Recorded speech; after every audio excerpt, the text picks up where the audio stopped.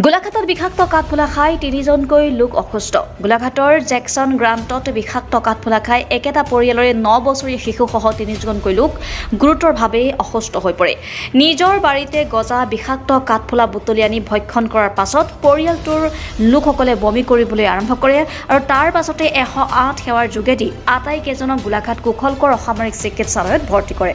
অৱস্থা সংকটজনক হোৱাত 9 বছৰীয়া শিশুটিক ICUত ভৰ্তি কৰাবলগীয়া হয়।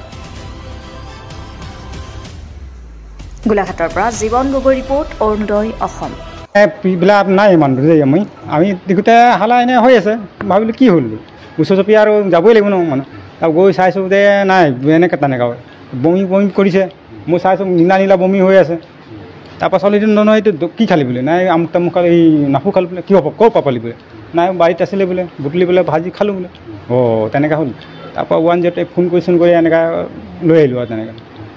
এতিয়া ছোৱালীজনী অৱস্থা কেনেকুৱা? অৱস্থা তাৰ বেয়া হৈ আছে ক'বলৈ গ'লে।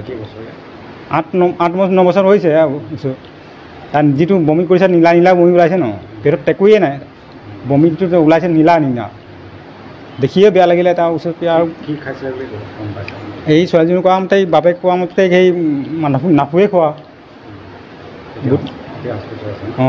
আনিলোঁ গোলাঘাটতে। 3জনে একেটা পৰিয়াল? পৰিয়ালে একেটাই, ইহঁতে মানে ঘৰটো আঁতৰ